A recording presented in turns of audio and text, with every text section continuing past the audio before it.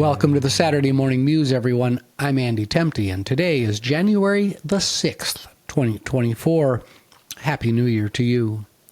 What do successful entrepreneurs, CEOs, project leaders, and small business owners all have in common? They possess extraordinary passion, drive, care, and commitment for their products, customers, and organizations. What do these same professionals also share?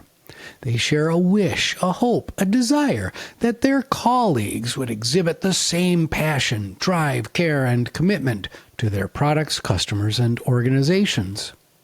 In my Muse from December 9th of last year, I introduced the concept of the expectations trap, where leaders try, in vain, to mold others in their image, to force uniformity of thought, and to encourage performance levels that match their own.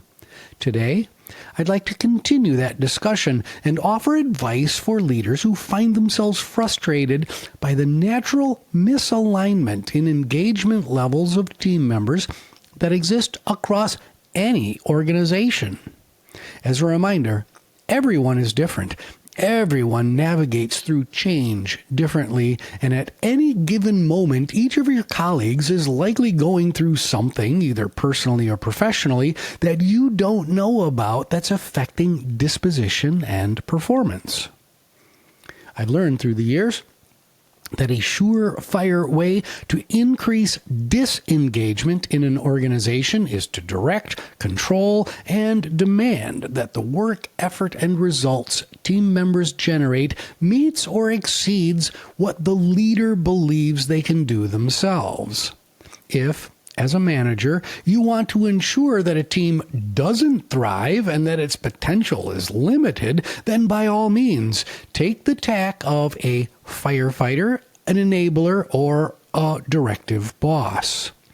An often used phrase by this class of managers is, "Get out of the way, just let me do it." When things go sideways, the manager believes that work product isn't up to snuff, then they jump in and they take over. The rationales I've seen applied to this line of thinking is that the manager is just making things easier for everyone, or we don't have time to slow down, so just get out of my way. This urge to do it yourself is one that comes naturally, at least for some of us. Remember class projects in high school and in college? Were you the type A high achiever that jumped in when deadlines approached and you just took over to prevent a failing grade or a substandard outcome? I played this role many times in college, and I look back at my behavior with a cringe.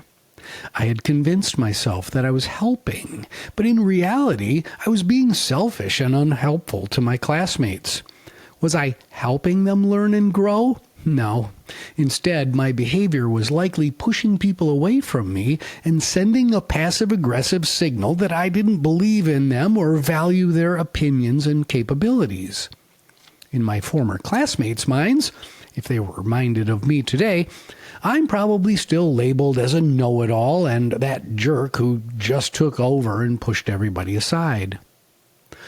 Also, was I pushing my own boundaries and growing as an individual and future leader? The answer here is no as well.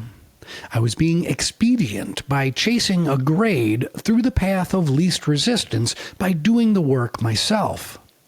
Did I learn anything about how to collaborate with others, determine individual strengths and weaknesses, and leverage the value of diverse opinions and skills? No. I thought I was being a leader and was doing everyone else a favor by jumping in and taking over, but I was instead simultaneously calcifying a fixed mindset management persona within myself and alienating and hurting my classmates. So, the lesson today is this. One of the most difficult balancing acts that leaders play in business is balancing their personal drive, capabilities, and desire for rapid results and success with the need to work well with others, build them up, invest in them, listen, and collaborate to derive the massive benefits that come from the diversity of thought, opinion, and competencies that exist around you. There's an old African proverb that sums up this point succinctly. If you want to go fast, go alone. If you want to go far, go together. What kind of leader do you want to be? Have a great weekend.